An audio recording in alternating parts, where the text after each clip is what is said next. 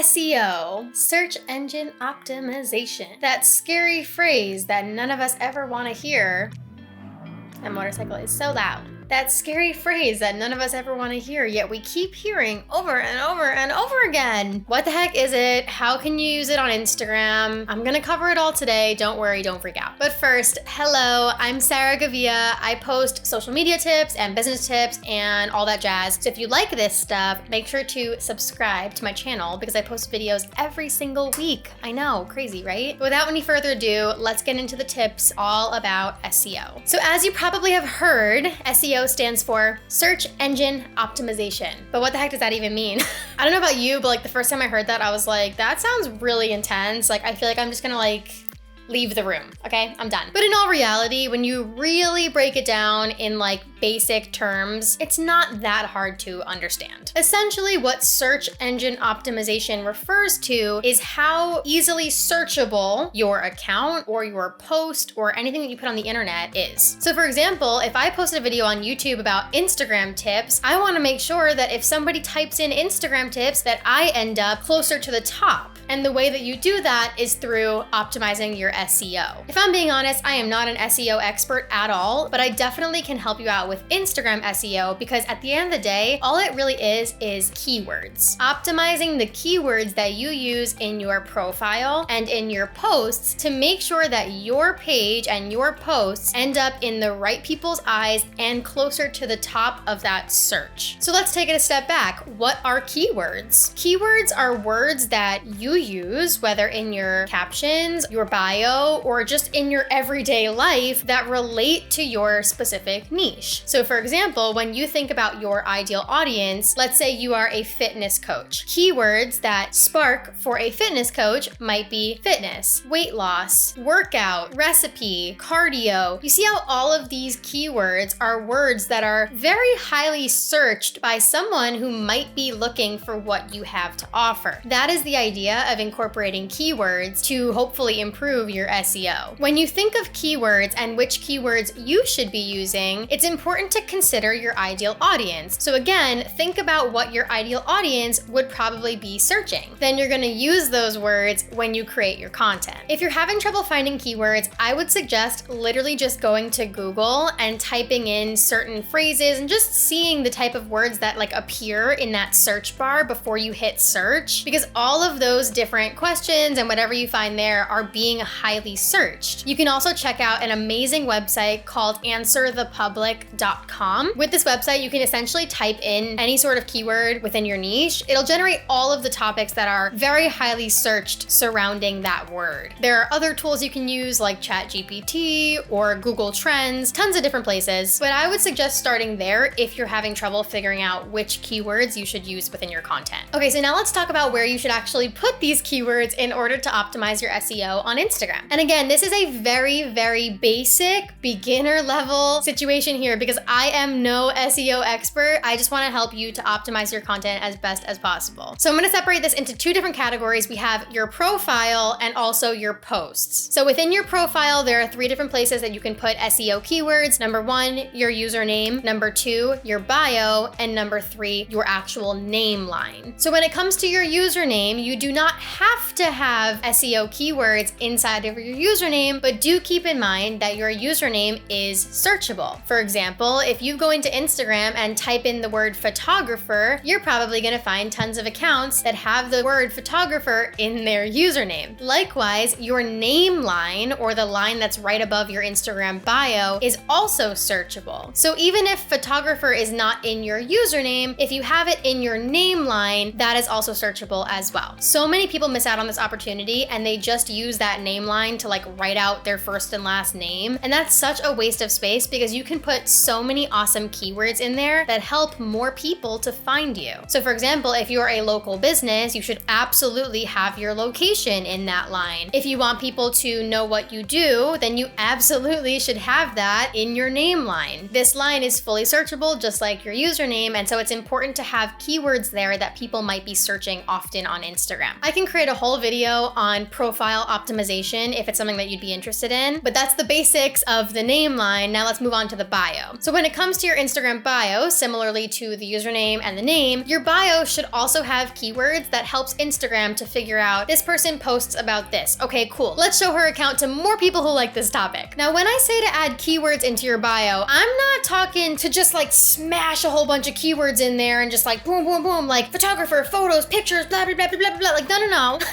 You're incorporating these keywords into your bio. So you're intentionally writing your bio in a way that includes these keywords. So like maybe instead of saying, I take pics for your grad, you can say something more like, I'm a photographer who takes photos for your graduation ceremony. Like, it's a lot more searchable when you write out these words in an intentional way. And again, please don't use that as your bio. That's really not a good example, but you get what I'm saying. So let's move on to your actual posts, because not only is your Instagram profile as a whole searchable, but your posts, your individual posts, reels, carousels, all that stuff are searchable as well. So for example, if you go on Instagram and type up hair care, you're gonna find a whole bunch of posts that have to do with hair care. And the reason why those posts show up versus other posts is because of their SEO. There are 5 main ways to increase your SEO within your Instagram posts: hashtags, captions, text on the actual screen, reels topics, and alt text. Let's break it down. Hashtags. I think we all understand this one by now. When you add hashtags to your post gets categorized within that category,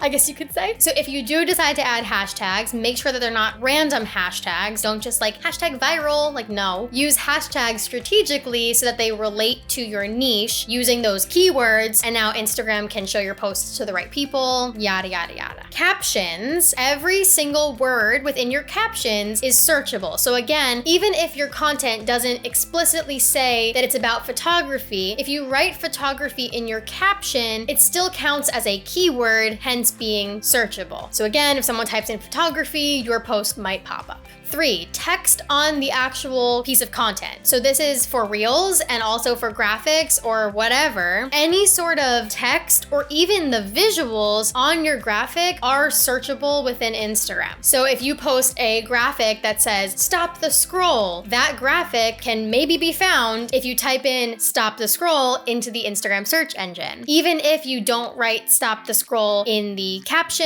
and it's not in your bio or whatever, like just because it's on the actual graphic makes it searchable. Instagram is super smart, so they can scan your post. They can also scan your reels. So any text that you write on your reels, again, those are keywords that are all searchable. And it even comes down to the visuals as well. Even if you don't write the word dog within anywhere in your reels, in your caption, whatever, but the actual video is of a dog, that video is searchable for anybody who types dog into the search bar. So again, it's all about creating with intention. The more searchable that you can become, you may start to see better results. Number 4 is Reels topics. Now this is a very brand new feature, and so they're still like rolling it out. It's still getting there. It's not quite there yet, but essentially Reels topics do help with SEO. Reels topics were a way to essentially categorize your posts and tell Instagram what your post is about, which to me feels a little redundant because Instagram already knows what your post is about just by, the keywords within the caption and the keywords in the, like everything that I just said. However, I guess it's nice to have even more SEO friendly features. And so Reels topics are basically a way where you can pick a topic that relates to what the reel is about. And now Instagram knows that this reel is about that thing, and they can send your reel out to more people who like that topic. And then the last SEO feature on Instagram is the alt text. So I shouldn't have said SEO feature because alt text was not made for SEO. Alt text was actually designed for those who are visually impaired. Basically, the idea of alt text is that you can describe what is on the image so that users who maybe can't see it can get to know what the image actually is through this text. So for example, if you post a picture of your golden retriever, you might want to write in the alt text, golden retriever sitting in the backyard with a stick in its mouth, so that somebody somebody who can't see it at least knows what the picture is about. Now, I never want you to abuse alt text because remember, that is the purpose, is to help those who are visually impaired to be able to experience Instagram. However, in terms of SEO, all of that text that you do insert into the alt text section is searchable, and so it can help if you have keywords within the alt text. Again, please do not just fill up your alt text section with a whole bunch of keywords, because that's really unfair to people who actually need to use the alt text feature because they have a visual impairment. However, just like within your captions, what I was suggesting before, you can incorporate these keywords into your alt text. So using the golden retriever example, instead of just saying, you know, golden retriever, you can say golden retriever dog in backyard plays fetch with stick. All of these different searchable keywords. This way, not only does it help those who have visual impairments, but it also helps for your SEO as well. Alt text is a little bit of a hidden feature. If you have trouble finding it, you can definitely search it on YouTube and figure it out. But essentially, when you go to post a photo post, you'll see advanced options and you'll be able to click alt text within there. So anyways, I hope this helped out. I'm noticing that I filmed for so long that it is turning into nighttime, so I need to be done now. But those are essentially all the different places that you can put keywords within your Instagram profile and posts and all that stuff so that you can better your SEO. If this video helped you to understand what SEO is a little bit better and really taught you something, please make sure to like it and subscribe. It really helps me out a lot and it shows me which topics you like to talk about. So I don't know, if you like this one, just let me know. Maybe I can make more videos about it. Anyways, thank you so much for tuning in. I really appreciate it. If you liked this video, you're really gonna love my other videos. Specifically, I want to point out this one, how to use Instagram stories to grow your following and also make sales. So if you're interested in that, you'll see it up on the screen. Go ahead and tap it and I will see you in that video. Thank you for your support. Thank you for subscribing and I hope to see you soon. Bye-bye.